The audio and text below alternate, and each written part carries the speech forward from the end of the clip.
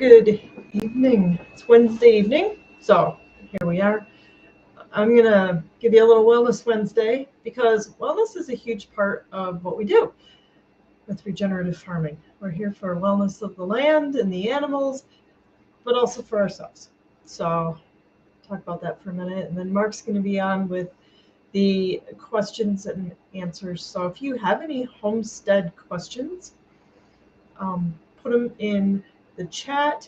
You can also leave comments on the video later and ask your questions there, because we'll answer them then next Wednesday, and you'll get a live answer, which is usually a lot longer and more detailed than if we try to type it out. So feel free to send us questions throughout the week, and we'll get you answers on Wednesday.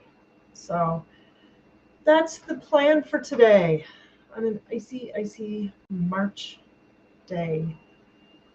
Sap didn't even run today or yesterday, so we got everything cleaned up. Wait for the next run. I know some people are already done. We're very jealous of you, but it's how it is. Everything comes in cycles and in waves and different places, different things. So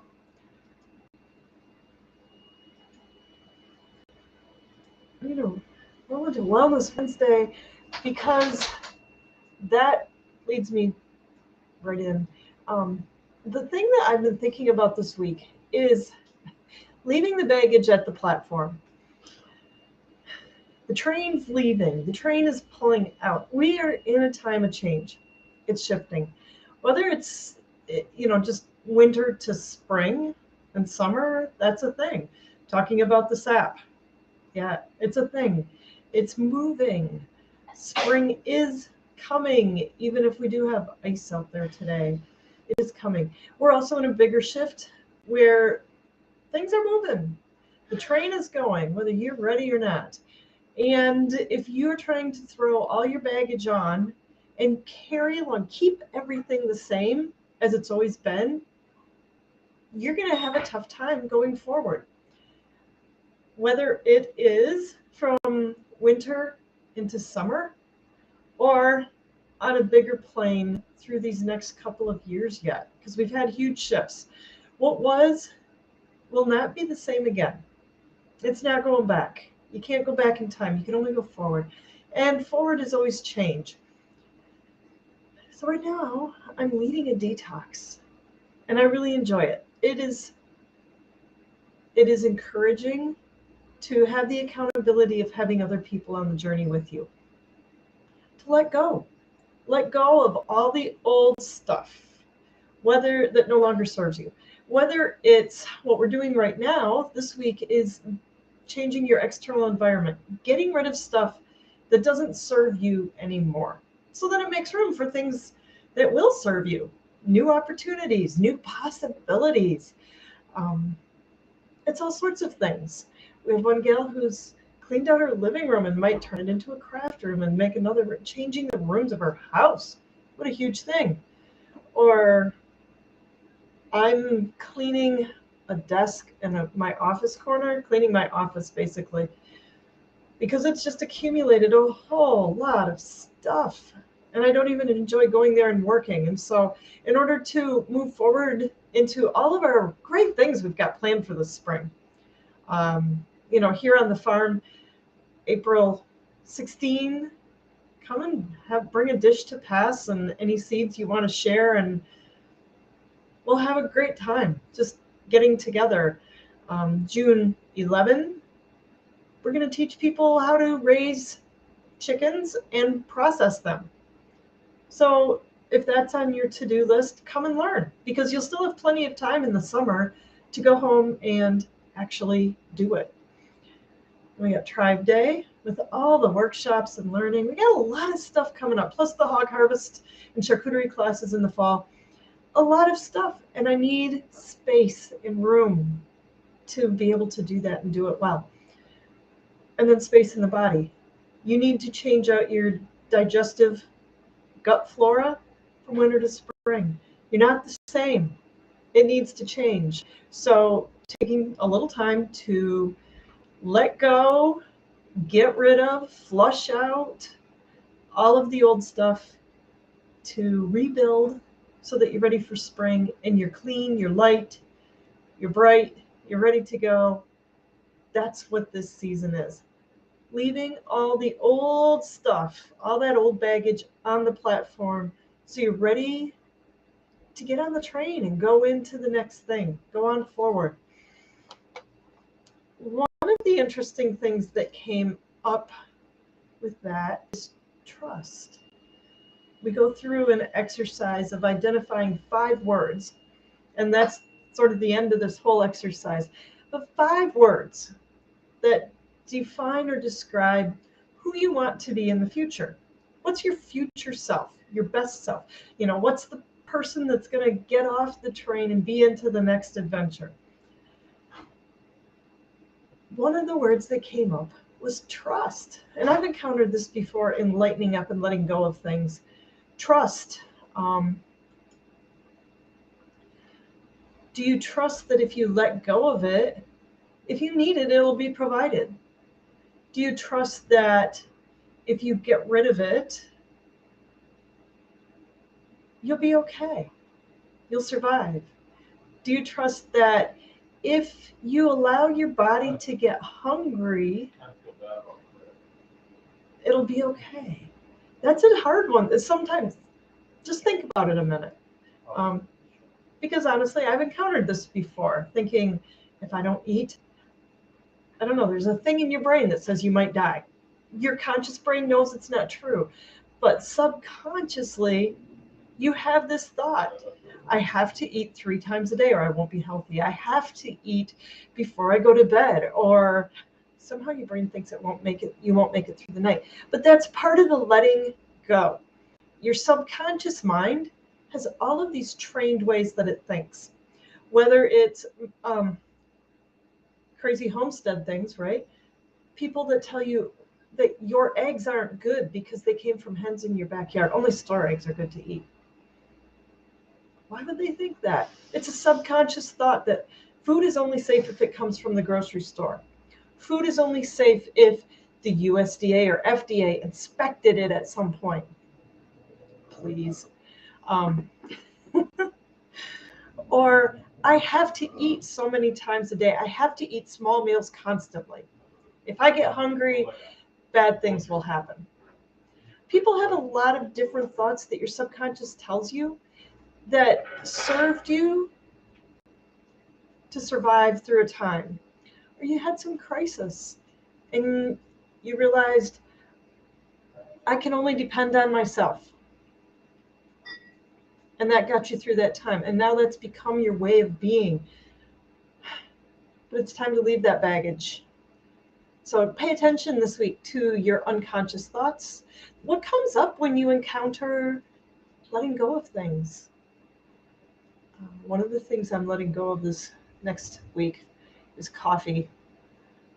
So that's a tough one sometimes. That's part of that whole idea behind Lent and for the Jews going into Passover, cleaning out, getting rid of all the old stuff.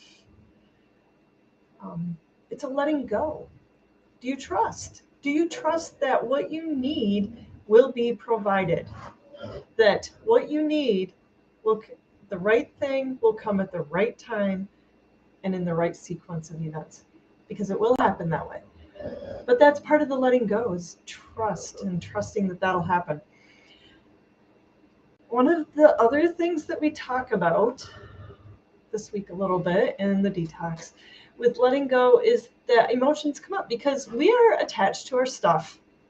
We are. Even if you don't want to be, you'll discover when you go to clean out a closet and you come across that high school letter jacket. I mean, really, do you need it anymore? You've got all the memories in your head. But it's tough to let go of things from your children, if they're grown. Even if they're only half grown, their baby toys, their baby clothes, books that you've always wanted to. Emotions come up. So one of the things that we're going to be talking about is breathing and breathing through those things, because you kind of panic. You really do when it comes to letting go of things. Even, think about letting go of 1 or 2 meals a day. I know some of you have done intermittent fasting, but letting go of a meal, you start to panic. You feel like, I have to have something. I have to have something. And you let go of things. Breathe through it. Take a breath. You're going to need all of that for getting on the train and getting ready for your next adventure. Take a deep breath. I'll give you a couple breathing techniques. When you realize that you got to let go of things, got to pack things up, give them to someone else who can enjoy and appreciate them, because someone else has stuff that they'll get to you. You'll get your next meal. Don't worry. Food shortages. Who are you trusting? Are you trusting the grocery store, or are you trusting someone bigger that can provide for you through what you grow on your farm, or people that you know? That's where you can't always depend on yourself. Sometimes you have to let go of that and lean and depend on other people. It's a detox process to let go of those old thoughts. Take a deep breath.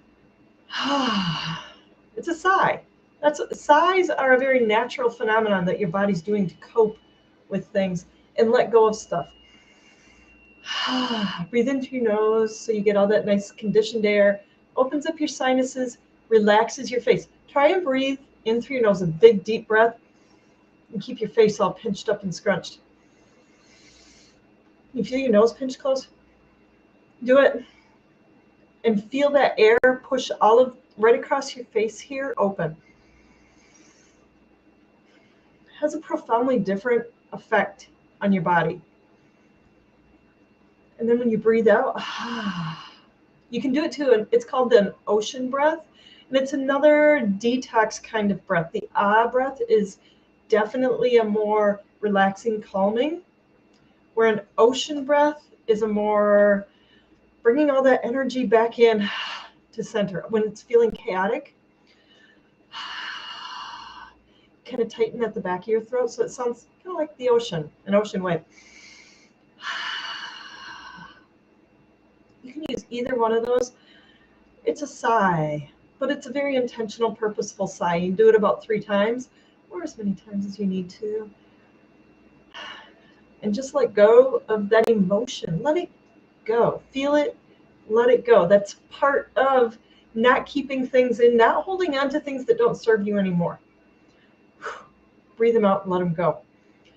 Another one last one. Strong emotions, particularly hot ones like anger. I can't roll my tongue. If you can roll your tongue up, do that. If you really want to be funny, stick your tongue way out and roll your eyes up. If you don't want to be really funny, although being funny helps diffuse anger, just breathe out through your mouth like that.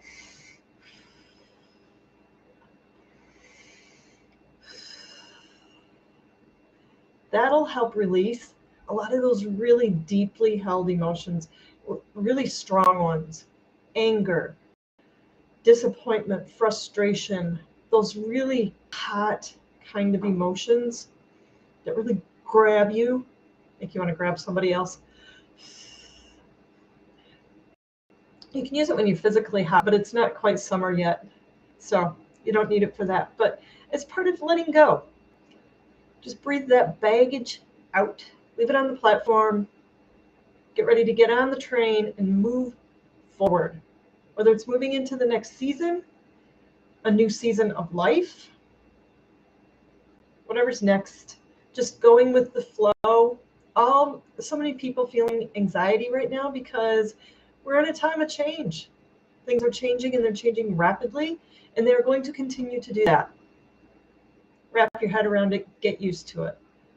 Life's traumatic sometimes, it just is.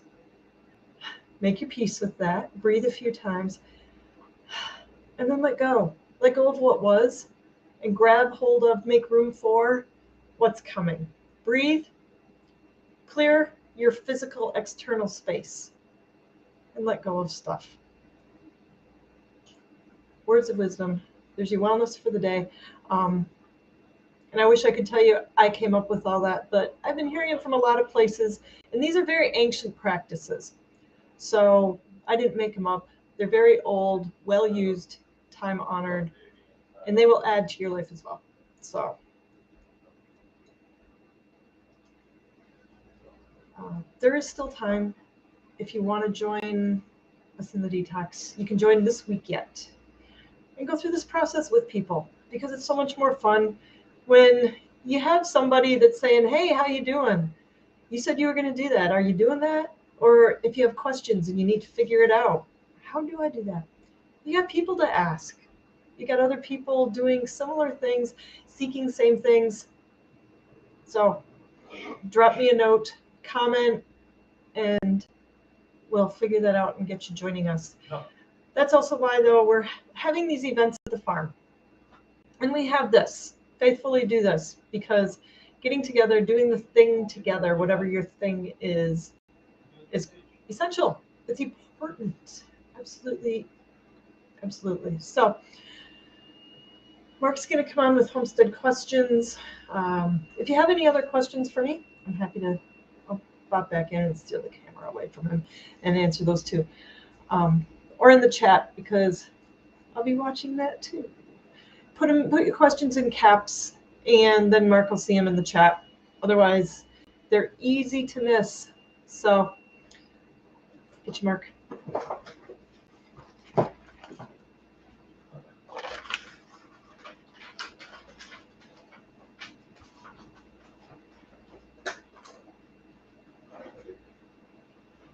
right. Thank you.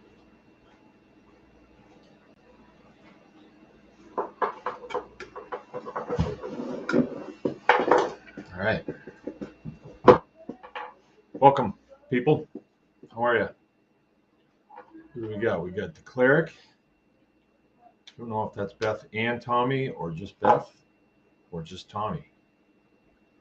We got Keith S., the Z-Man. All right. Right on. All right. What a day today, huh? What a day. I can't say it wasn't a good day, because I guess they're all good when we're still breathing air. But got up last night. There was high winds and all kinds of stuff fell down out of the trees. There was a limb about that big around that fell on the porch, right? It'd be 3 feet from where I was sleeping. I never heard it. It broke clean off out of the top of the tree, so it came down from up pretty high, and I'm glad it didn't hit the roof.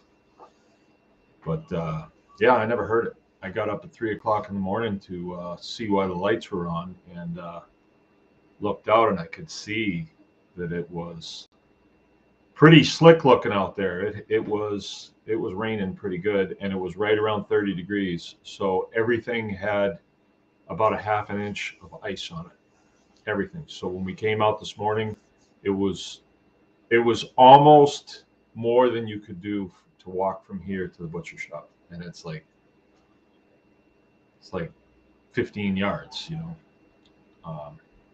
because there's nothing to hold on to, and it was just like being on a skating rink, but it's kind of downhill. All the trees were coated. Yeah, it was pretty neat.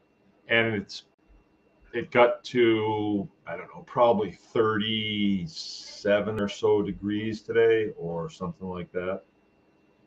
And a lot of the ice is gone. Well, 36 was the high. No, 37. 39 at 8. Oh, wait a minute. Well, whatever. 39, yeah. And it's going to continue to get warmer and warmer. Middle of the night, tonight, it's going to be 48 degrees. And then tomorrow, during the day, it's going to be mid-30s. So, it's pretty well over, I guess. There's no high winds or anything like that, so we're out of the. But it was just cold and wet today, and not very motivating. Frank didn't feel good, so he was kind of infecting us all with Omicron or whatever. So we were all kind of laid low. Didn't really do much except took care of the animals and had to do a repair in the butcher shop of the water heater. The element bridged, and so I had to pull that element out and put a new one in. So that's what I did, and then kind of, I don't know, just bopped around a little bit. I made an exit sign. Came in early for dinner because it was raining and I was wet. And watched Chitty Chitty Bang Bang while we ate. You know, whatever. Not really one of those days that I felt like we got a lot done. But I did go out this morning because, excuse me, we started off a biochar burn yesterday, and part of it was for the camera. But we were burning old number 5, which is our main retort. It's the main one that we use. And then we had built another one just for the video course that Joe's putting together for people, homesteaders that want to be doing their own biochar.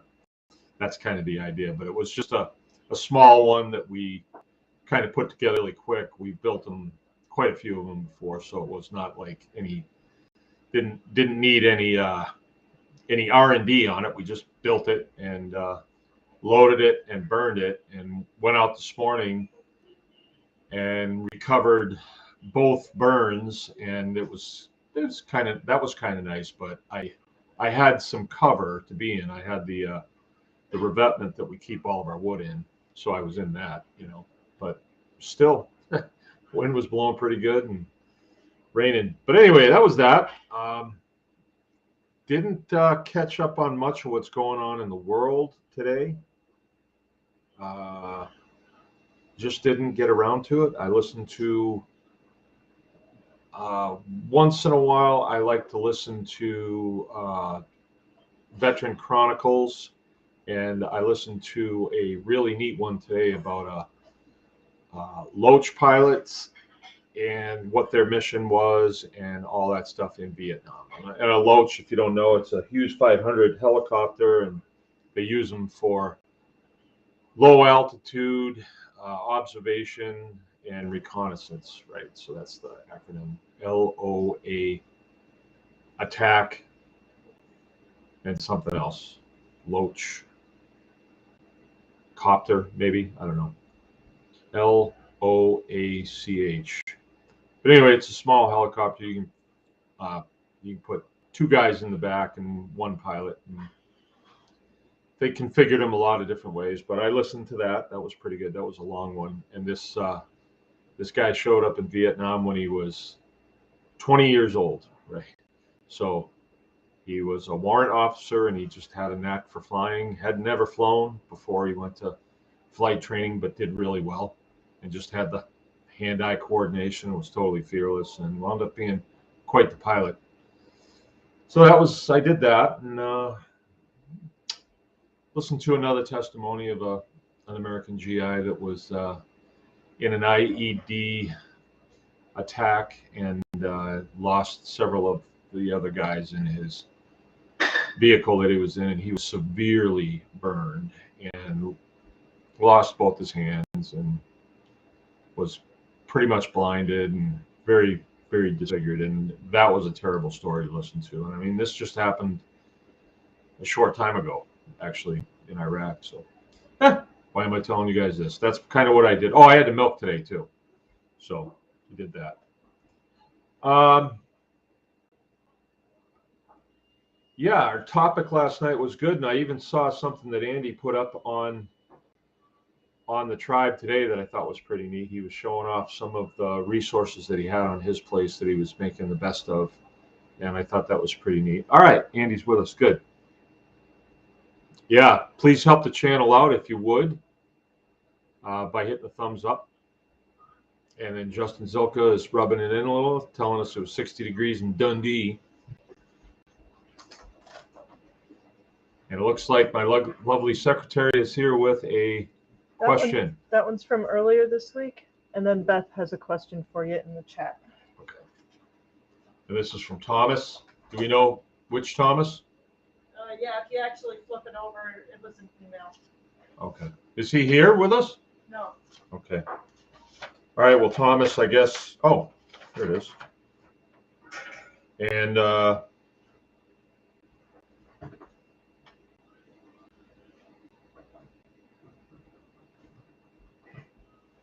Thomas is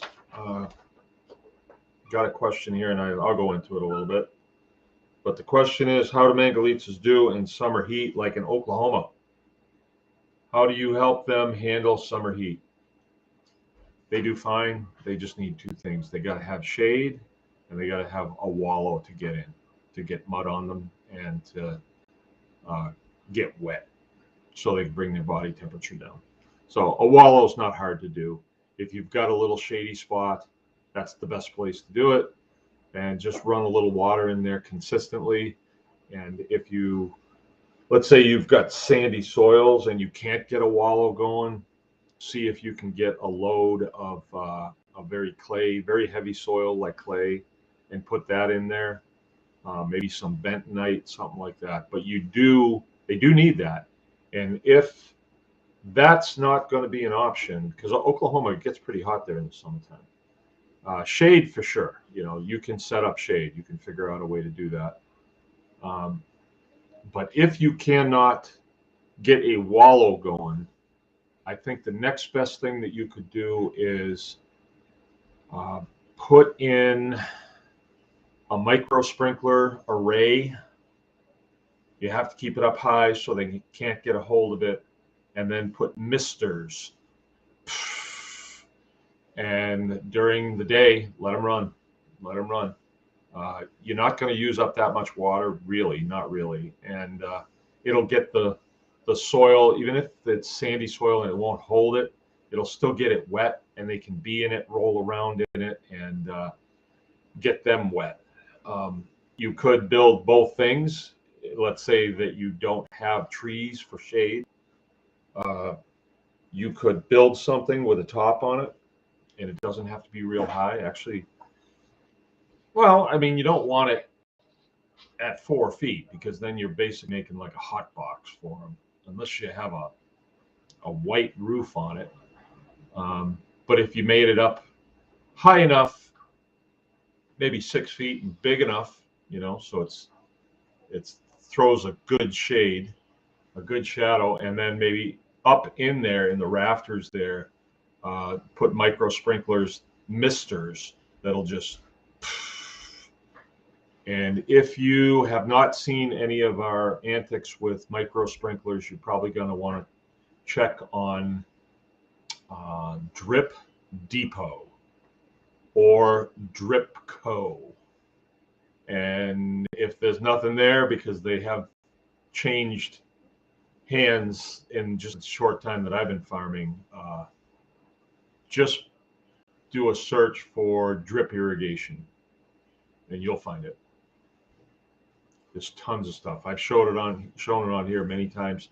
I've got a kit that I built with drippers, emitters, sprinklers, misters. Last year we bought 1,000 feet of line, 1/4-inch line, and all this stuff you can hook right into the system pressure on your farm and utilize it however you want. But there's a lot of ways that you can utilize it. You can be watering plants and animals. You can even water the cows with it. It's just going to take longer. So if the cows don't come up at night and it's filled, through a 1/4-inch line, as long as you don't have too many cows. If you had like 10 of them, they'd drain it, and then it would never fill quick enough, and that's a problem too.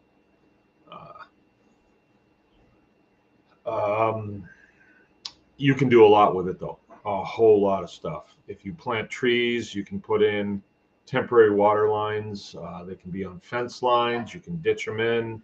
The stuff is super cheap.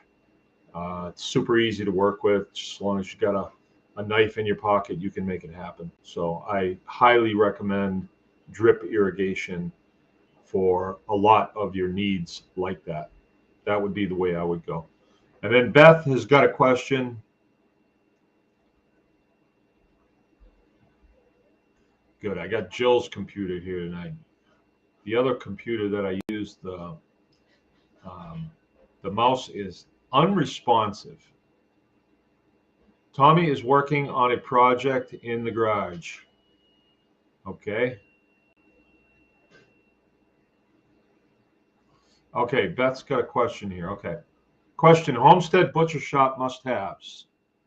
We are working on building out our first designated homestead kitchen, separate from the house. Besides basics, grinder, sink, floor drain, tables. What else? What else? Okay.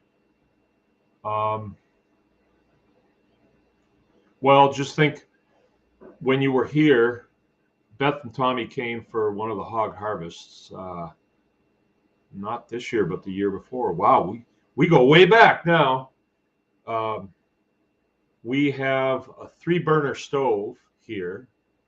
And so, like when we knock a pig off, we don't like to let anything go, to waste. Of course, nothing really goes to waste anyway in our system, but, human consumption is first, right? We want to take care of the people first. So something like heads and feet, if you have a sink where you can scrub them, that's a good thing because you want them clean before you boil them down. And then it's really nice if you don't have to take it from there and take it to the house. If you have a 4-burner, a range, something like that in the shop, that makes a lot of sense. Even like the direction that you're going, if you came across a 6-burner, I'd nail it. It's going to take up space, but the versatility that you gain with 6 burners, like ours now is a 3-burner, and if you have 2 big pots on it, you can't even get on the 3rd burner. They're in a row. So it was just a quick fix to the old 2-burner that we had. But now that we're moving across the driveway into the new kitchen, we're looking for a 6-burner to go in there and a dual range, right? It's nice if you have two ovens that you can utilize, right? Because potentially, and you're going this direction too, potentially you are cooking for a large number of people, right? I just play it out, play the tape out 10 years, right? So I didn't do that because we were plugging along with Homestead Hog Harvest. Like we do 1 class a year. Sometimes we'd have 5 people in it. Sometimes we'd have 8 people in it. But then all of a sudden, I would guess 2018, and boom, full class. Whoa, we got overages. We're going to do 2 classes, 2 full classes. We're still putting together another list. Wow, something shifted here. People are starting to think like, I better get a handle on how this works, or I might be going hungry, or maybe people are at the point where they've tested all the fruits of American wonderful lifestyle, and they say, you know what, I don't know if this is going to last. I better learn how to do some of this stuff, right? That could be it too. I can't really know.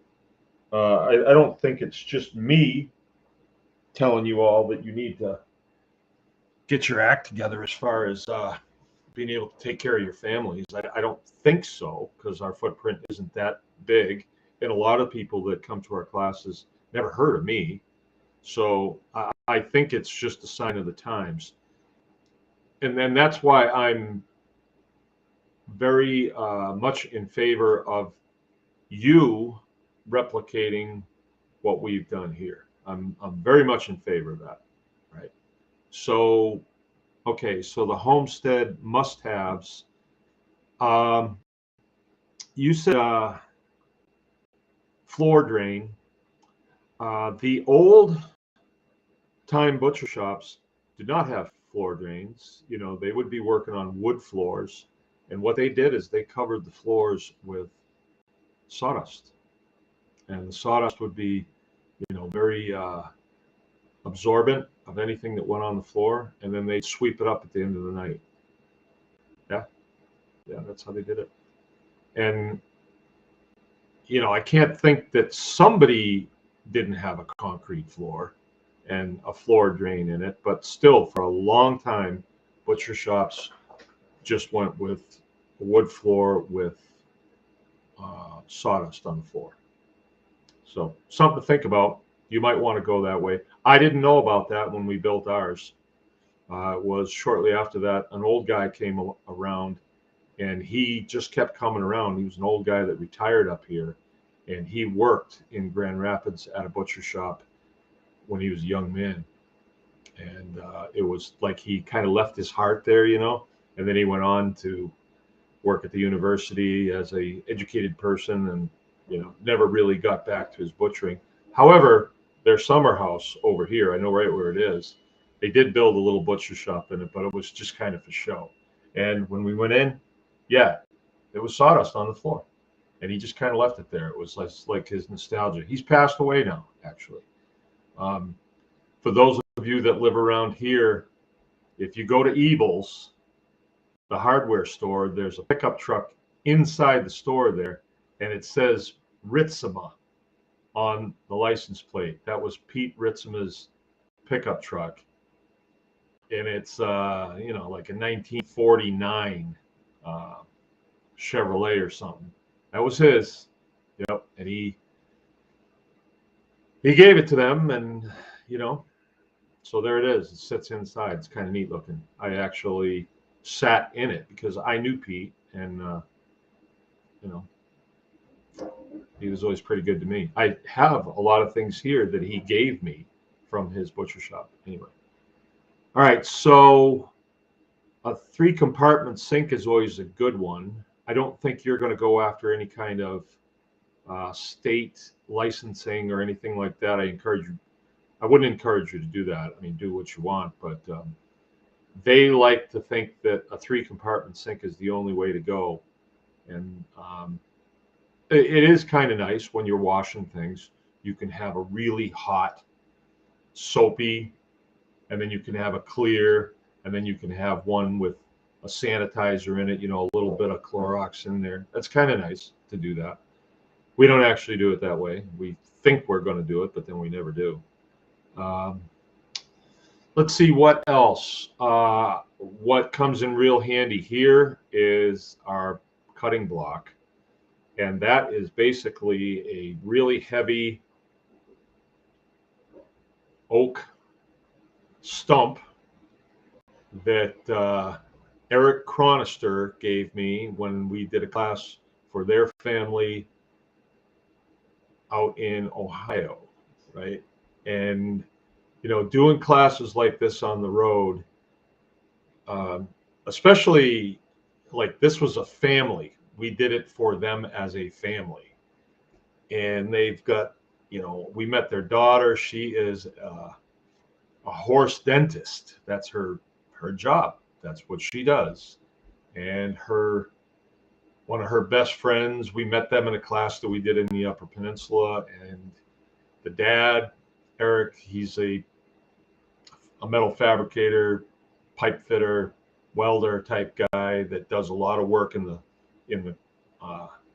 steel mills down there on the Ohio River.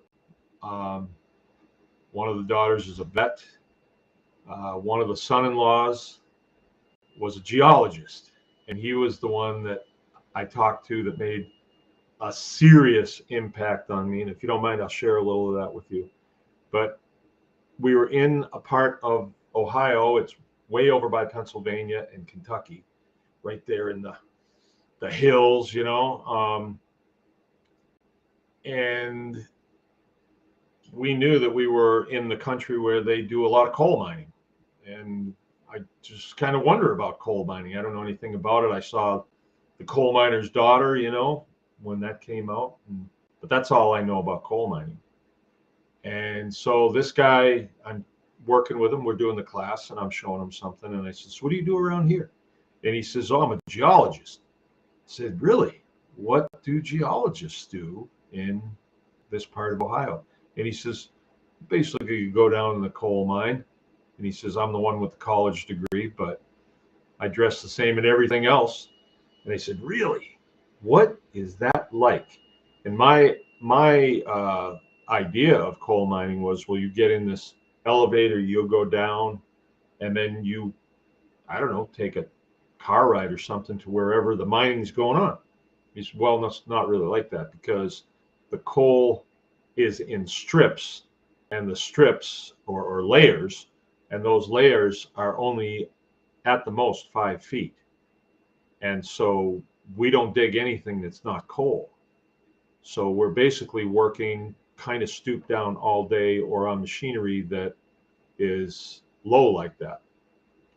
And so he says they go down the shaft, and 6 guys, I think 6, maybe it was 8, would lay down on a car, just a flat car, and it was like a kind of like a railroad tracks going in. And the first day you have the new shaft that you're working in, you might go in just a short ride or even walk in, but they're gonna mine out an eighth of a mile of coal per shift. So it keeps getting further and further and further in. And some of these strips that they're mining in, they mine in them for years. So your cart ride, laying down with your light off, staring at the roof, you don't see anything because it's complete darkness. Can take you up to 2 hours just laying there riding on the car. So what they do is they get to work and they crash out for 2 hours, and then they work a 10-hour shift, and then they ride back out, go up, shower out, go home, do whatever they're going to do, and they're working, I think like four 12s or something like that. And I said to him, wow, that's rough.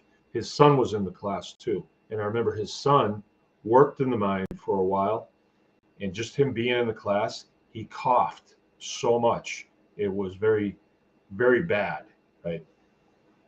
And he had what they call it. I don't know what they call it, but it's like basically black lung. And, but the guy was like, oh no, I love my job. I always wanted to do this. I went to college. I knew I was coming back here to do this. I love my job. I love the industry. I don't want to do nothing else. And he was a nice guy, a nice, smart guy. Like he could have done anything. And he said, basically everybody that was in the mine loves their job. Wow. But it's the culture there. They're brought into it. So anyway, just a cool little story. Okay. So Beth, what else? You want to look at ways to take a lot of the intense back work out of it. So here's an example. Where we scald and scrape outside, and we have a hoist out there. We didn't always have a hoist out there. We used to have to lift it out. So we weren't doing really big pigs because we just couldn't. But now we do really big pigs because we have a chain hoist over it and a rail. And then we've added just recently a table. So when we pick the pig out of the water and then we rail it over, we can actually lay it down on that table that I built. And it's a real heavy table that I made out of steel. And the top on it is pipe. And it's not going to go anywhere. It's good and heavy. So that takes a lot of the back work out of it because I'm just using a chain hoist. So you want to do that outside because you've got, well, maybe you don't. I don't know. I guess I'll look at your setup in May and probably tell you what I think, which I won't be able to resist. But we chose to do that part of it outside because it's the dirtiest, it's the grossest. And some people like to work like that on concrete. I really didn't want to have concrete. I wanted just crushed stone to work on because concrete, then you're dealing with ice with crushed stone. If it's, freezing and we're using water, it's not going to be icy. And another thing about the crushed stone is it's sort of like biochar in a way. It provides a place where you have a lot of blood washing down through and hair and whatever else, manure, and it's a hotbed of bacterial action, and it cleans itself up. It's never stinky out there. It is never stinky, and it gets a lot of use. Believe me, it gets a lot of use. So what am I saying exactly? Take time to be set up so that you can flow through. A rail is a real good thing up high. If you're going to be doing beef, you need to be 16 feet. If you're going to be doing pigs, you need to be 12 feet. I think ours is about 11 and a half. I wish it was a little higher. The last pig I did, nose was dragging on the ground. And that's because you have the hoist and then you have a gambrel. And, that you sacrifice space on that. You always want to be higher than you think. Like for doing cattle, the one I'm building now, we're going 18 feet. 18 feet, because especially handling cattle, you cannot pick those things up. You're talking 18 to 2,000 pounds, and you want to have a winch. I'm even going to put an electric winch on it just because I want to be able to just go, and, I'm going to engineer it so that it'll hold 4 cows. I do not want to have a risk of anything coming down on me. The one that we did for the pigs, it was kind of me and Joe looking at it like going, that ought to work. And yeah, we've had some pretty heavy pigs on there and nothing's happened. The last one I had on there was 581, and I know I've had pigs on there bigger than that, right? Another thing that you might consider is a crane scale, right? Crane scale. So you want to go up to probably 4,000 pounds. Not that you're going to be picking up anything 4,000 pounds, but for accuracy, you don't want the end of the scale. Of course, now things are digital anyway, so it's probably be pretty accurate. But yeah, you want a crane scale around the farm wouldn't be a bad thing to have, because after a while, you're kind of like, I wonder how much that cow weighs. It's kind of nice to know instead of just saying, well, I think it's probably about 1,800 pounds. Why do you think that? Well, I don't know. I heard Mark say something about a cow weighing 1,800 pounds. But, they're all over the place. Like I've got a really small cow right now that we're milking, Ruby, and then Cece is a monster, an absolute monster. So they can vary. So having a scale is a good thing. Tables, plenty of working area is a good thing. Cutting boards. We got our cutting boards from Kent Butcher Supply, but here's what you want to do. You want to buy a full sheet of that cutting board material. Ours was a 1/2 inch, and then just scribe it into 4s or whatever you think, and cut it. You cut it with a skill saw basically, and then take a rasp to the edges of it so it's not going to be sharp. But it's cutting board material. A knife sharpening system. You need some way to keep your knives sharp. We have struggled with it for years. We finally just got a system. It was expensive. It was $1,200. But a good knife is $50.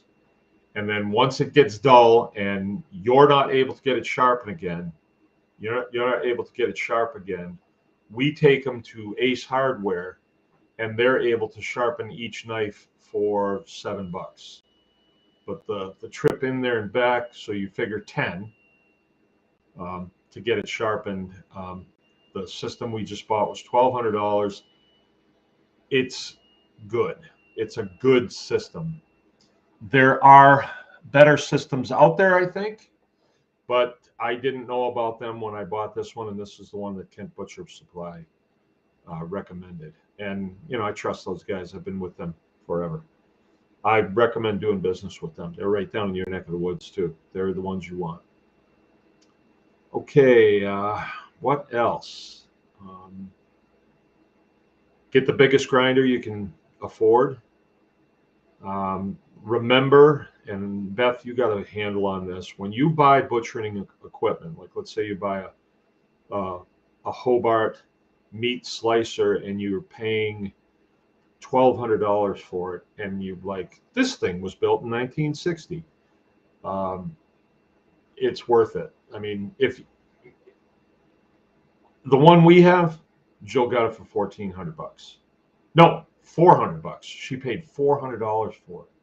And it was just a fluke. We were taking hams to a butcher shop up here to get sliced, and the guy that owns it propositioned Jill with that. That's probably the wrong terminology to use, but anyway, she got it pretty reasonable. Now, it's worth way more than that. But that's the thing about this type of equipment. If your money is in it, it's safe. It's way safer in a Hobart meat grinder than it is at the, chemical bank, or the chemical bank here that doesn't even have lobby hours anymore. So you can't even go in there and choke anybody if they lose your money. And it's not the chemical bank anymore. I don't even know what it is. It's changed names so many times. At least 4 times since I've been here. And now you can't walk in there. You can only do drive-up thing. And there's a screen there, right? So you don't even get to see the people through. You don't even know if they're in there. Well, they must be. They must be. I don't know. I don't go. I hate that. It's just something about walking up to the window and doing your banking business, that makes it feel like, okay. But I don't know. So anyway, your money is safe in that equipment. So if you're thinking economy and buying cheap Chinese stuff, forget it. Do not buy Chinese equipment. Nope.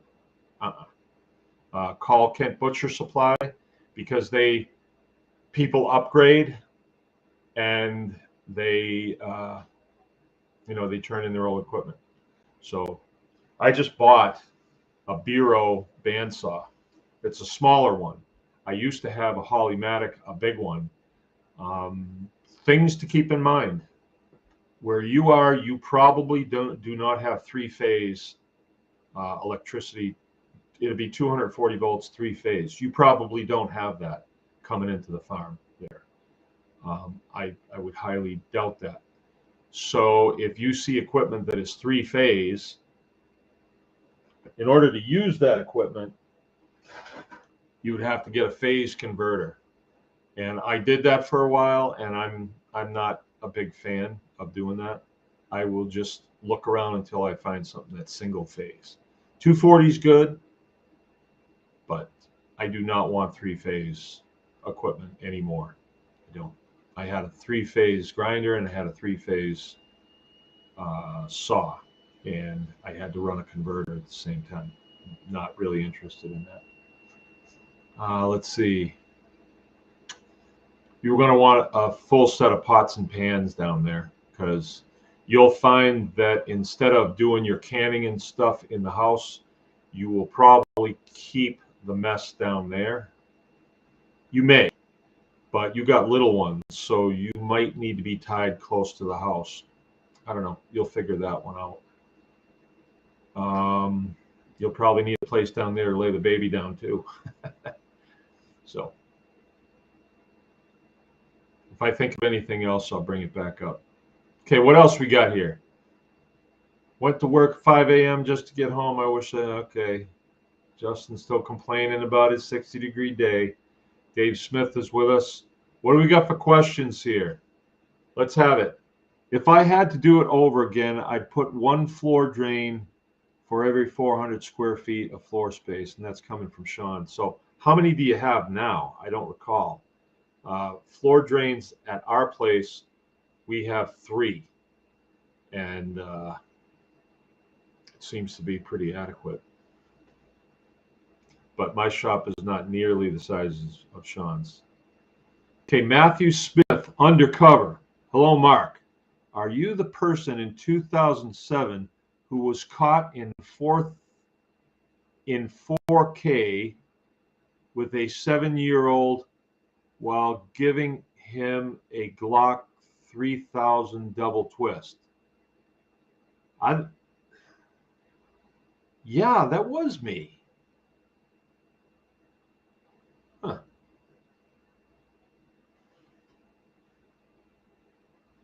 Glock's a good one.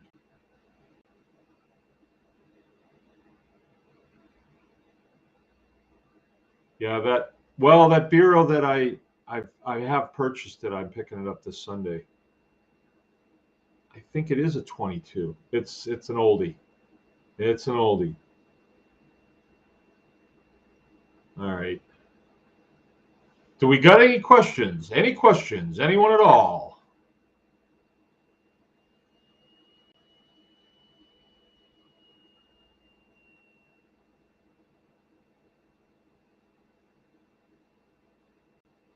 I don't see anything.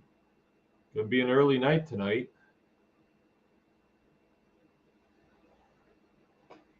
Oh, Beth, hot water. You gotta have hot water. Oh, another thing too is I'm using one of these Ryobi pressure washers, and it was kind of the middle of the road one, and they are cheap, but for the butcher shop they're fine.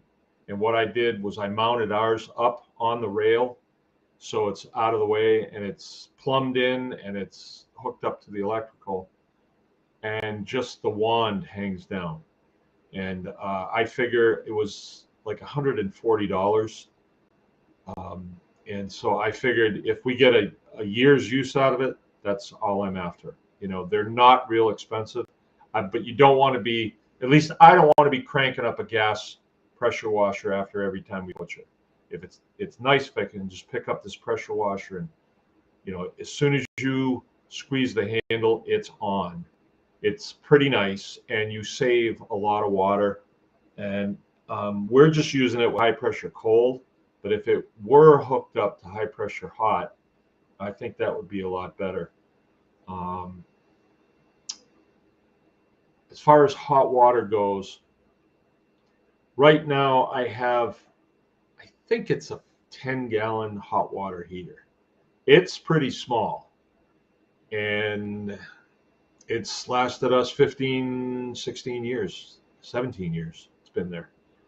And, you know, I've changed the element out on a few times. It's electric, but I have another one that I'm replacing it with, and it is a propane, and it's a bigger, much bigger one, right? Now, the reason I'm doing that is because we butcher a lot of chickens. That's part of our business. So if I was just using hot water for cleanup, I don't really need that much hot water. But in the chicken butchering business, you deal with a lot of hot water. So we do have a scalder, and if I had a big water heater, I could crank it up to 150 degrees, because you can. It's got a dial on it. and then I could use it to fill the scalder. You know, like we have breakfast in the morning, and it's like, okay, let's go do the pigs. I mean, let's go do the chickens. You know, we might have 200 chickens. When we get down there, I just turn a valve on. The scalder fills up with water that is hot enough to scald the chickens in. And then I turn the scalder on, the thermostat on the scalder on, and it'll maintain it, right? So it's sort of a safety measure, because what I'm doing now is I'm turning the scalder on before I go to bed at night. And then I'm relying on the thermostat to kick it off and just pilot. And that doesn't always work. And, you know, the nature of the scalder is the water's right there. You putting chickens in, taking chickens out, a lot of water's flying around, and the thermostats do not last. So, and the thermostats are $160. So that's the reason.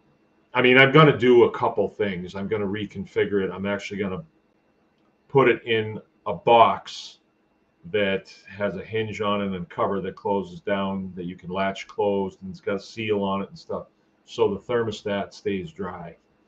Because I'm tired of buying new thermostats all the time. The one that's on it right now, I didn't even get a full season out of it, and then it started to malfunction. And you know, they're the same, basically the same thermostat that we use in the chicken brooder, but because of the wet environment, they just don't last, right? Okay. Good question, Keith. Jill, do you see that question? Keith wants to know what time seed trading begins. Probably 10 o'clock. I think that gives people a chance to travel. Probably 10. Inga's got a question. Do you feed charcoal to all your animals? If so, how much? Hey, that's interesting, because, hey, and Bryce is with us too. This morning, I made a video about opening up the biochar retorts. You know, we did a burn yesterday. I think we got it started, 4 o'clock in the afternoon or 5 o'clock in the afternoon. Yeah, it was like 5. And so then I came in, ate, did this show, and then went to bed. So I didn't check it last night. Went out this morning, and it was 2 retorts. One is a one like this, one like that. That's just a double barrel retort. It's so, and the idea is we want to have a little course that we can offer, and people can learn how to build their own, and how to process it, and how to operate the retort, and the ins and outs of it and all that stuff, because we've already got it figured out. So it's easy to say, do this, do this, do this, don't do this, But the other retort is the Generation 5. It's the 5th one that we've built, and it's it's designed for ease of use and effectiveness, and we've taken a lot of things that we've learned on retorts like this and changing them on the new one. And the new ones, it was a lot harder to build, and we had to use materials that cost a lot and stuff. And so anyway, it's called number 5. And when I burned it yesterday, I put in loaves of bread in the inner retort, and I wanted to see if they would char, right? If they would completely char, right? And what I got out was like, I put in, French bread, the long breads, and these were in good shape. They still had several days before the better if used date was gone past. But to fit them in, I had to break them in half and put them in. And they came out. They were really brittle, though, really brittle. And all they were was just black. And they started out about that big around, like French bread. And they were about that big around when I took them out. And you could just take them and they would just break into little tiny pieces. Not like wood will break into small pieces, but you could still hold it in your hand. This just turned into dust. And so I thought, well, let's see how the pigs like this. So I brought those over to the pigs and threw them in. Gone. So that's going to be a good thing. That's going to be a really good thing. As I said in that video this morning, it's probably one of the smartest things that a person can do to gain an edge in the livestock business on a homestead, right? If you want to stay away from amprolium, putting amprolium in your chicken's water to keep from getting coccidia, biochar, right? And you might think, well, biochar, it's a real hassle making that stuff. Oh, yeah? Well, a bottle of Corid, a 1 gallon bottle of Corid, let me just check, because I haven't bought it in so long. It's been 15 years since I bought it. But I'm going to just see what that stuff costs. I want to be accurate. C-O-R-I-D. Corid for chickens. Okay. Aha! Aha! Corid 9.6 oral solution from Valley Vet. We use Valley Vet. They're reasonable. $104.99. 1 gallon. You think biochar is a hassle, huh? Then go buy your Corid. The only problem with that, when you buy Corid, you're creating a situation where you're going to use a little, and you're going to need a little more, and a little more, and a little more. And oh, by the way, when you feed that to your chickens, you have to wait 2 weeks before you can eat them. Right? So maybe you don't want to use that. And I'm not here to slam Corid or anything. We used it for years because we didn't know any better. And our whole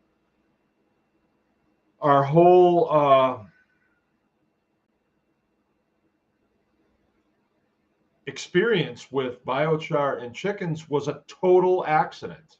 Well, it wasn't an accident, but it was all right, I'll tell the story. You got enough people here to hear this story. You want to hear the story? So when I first started making biochar, it was because a guy came to me and said, hey, you ever hear of this? He was a wannabe